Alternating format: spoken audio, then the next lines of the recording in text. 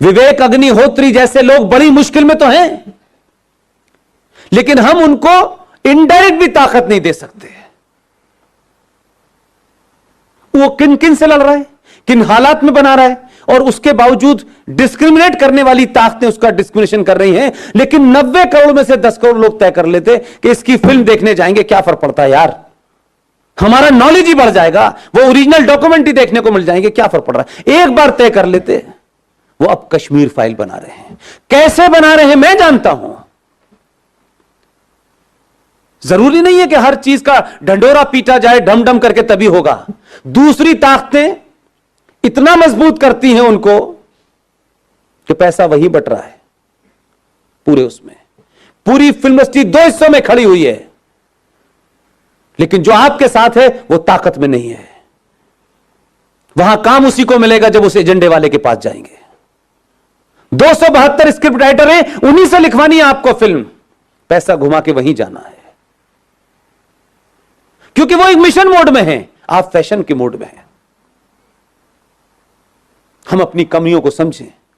हमसे जो 1000 साल पहले भूल हुई थी मैं नहीं जानता क्या थी, लेकिन लगता है मुझे आज के दौर को देख करके कि कुछ भी नहीं होता, हिस्ट्री रिपीट हो रही है। जो काम आप कर रहे हैं वो हमारे लिए शायद उसका तत्कालिक कोई फायदा हो ना हो, लेकिन आने वाली नस्लों के लिए होगा।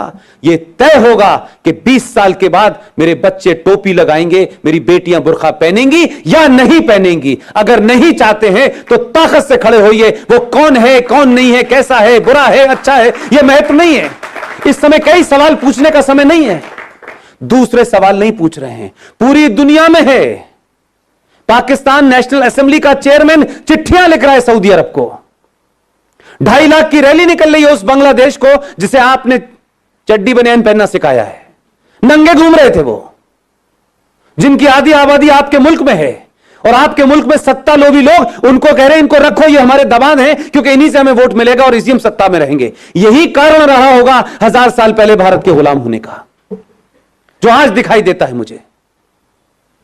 कैसे कैसे नारे लग रहे हैं इस देश के अंदर। हर राज्य एक अलग अलग बात कर रहा है। कोई यूएनओ चिट्ठी लिख रहा है, आपके लोगों की गिनती ज्यादा है उसमें। वही ताकतें बाहर निकल रही हैं। सबके नाम नहीं लेना चाहता, इतने महान नहीं उनका नाम लूं मैं, लेकिन राष्ट्र को आपकी जरूरत है।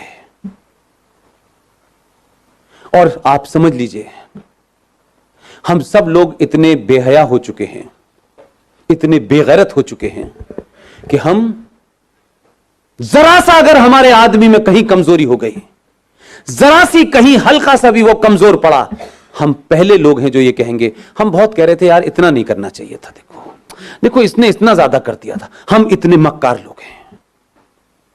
हम उसके बुरे वक्त में, क्योंकि ये उसका बुरा वक्त नहीं है, ये देश का और राष्ट्र का बुरा वक्त है। इस वक्त कुछ भी नहीं सोचना है मुझे, न मैं सोचना चाहता हूं, न मेरी कोई महत्वाकांक्षा है। हम अगर 5 लोगों को जगा सकते हैं तो 5 को जगाएं, क्योंकि हमारे यहां कुछ लोग सो नहीं रहे हैं, हमारे यहां जगे हुए लोग भी सोने का बहाना कर रहे हैं। लिहाजा ऐसे सम्मेलन हर दिन होने चाहिए, हर जगह होने चाहिए, सड़कों चौराहे पर होने चाहिए और खुले में होने चाहिए, ताकि एक बार में लाखों लोग सुने। इसकी यह महत्वता नहीं है कि इसमें कौन बोलने आया है, कौन चीफ गेस्ट है, कोई ना कोई आता रहेगा। और आपने सोचा भी नहीं होगा कि इस देश में 15-20 लोग इसी समय देश के अलग अलग कोनों पे बोल रहे हैं। उनका किसी पार्टी से कोई संबंध नहीं है, वो किसी पार्टी के ऑफिस नहीं गए। हमारा राष्ट्रवाद राज्यसभा की कुर्सी तक महफूज नहीं रहना चाहिए कि अब हम राज्यसभा में आ गए तो हमारा राष्ट्रवाद पूरा हो गया, अब हमें सत्ता की मलाई खानी है। उससे पहले हम बहुत राष्ट्रवादी थे। मैंने कई लोगों को रातों रात बदलते देखा है पिछले 6 महीने में, माफ कीजिएगा। एकदम दुकान बंद हो गई है उनकी, अब वो पॉलिटिकली करेक्ट हो गए हैं। अब उन्हें उन लोगों में बैठना है जिन्हें इंटेलेक्चुअल कहा जाता है। अब उन्हें हिंदुत्व की बात करना थोड़ा सा ऐसा लगता है, भाई देखो हमें ध्यान तो रखना चाहिए, इस देश में 35 करोड़ मुसलमान हैं, तो 6 महीने पहले क्यों बोल रहे थे? इसलिए आपके यहां ईमानदारी नहीं है। 15-20 लोगों में, चाहे मेजर जनरल जीडी बख्शी हो, कर्नल RSN हो, सुशील पंडित हो, गौरव आर्या हो, ललित अंबरदार हो, इनमें से कोई एजेंडा है किसी का? रोज टेलीविजन पे आप देखते हैं, रोज कहीं ना कहीं भाषण चल रहा होता है उनका। किस लिए? क्या सिर्फ 90 करोड़ हिंदुओं में यही 10-15 लोग हैं?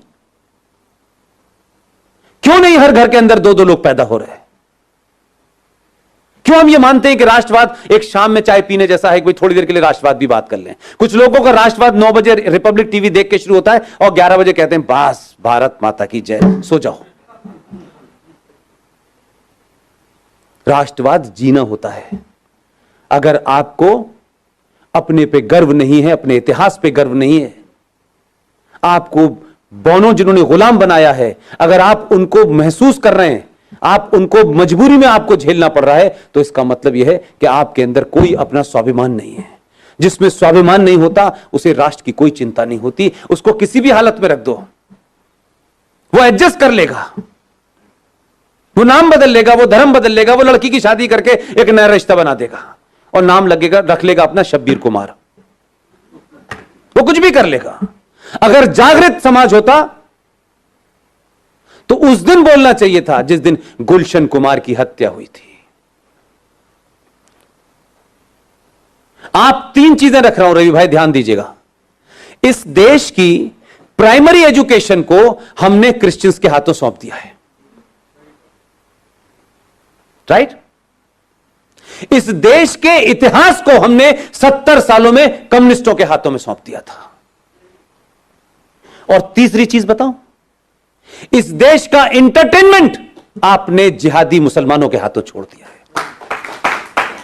आपकी तीनों चीजें आपके पास नहीं है, इसलिए गुलशन कुमार की हत्या हुई, आप समझे ही नहीं कि उसका क्या मसला था।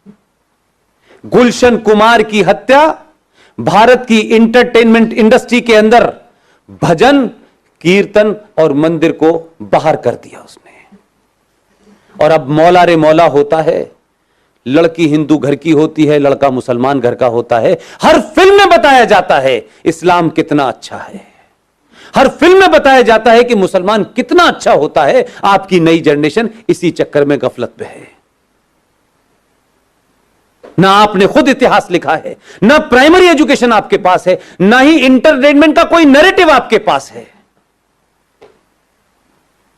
इसलिए दिवाली पे सलमान की पिक्चर रिलीज होगी, ईद पे शाहरुख की होगी और क्रिसमस पे आमिर खान की होगी।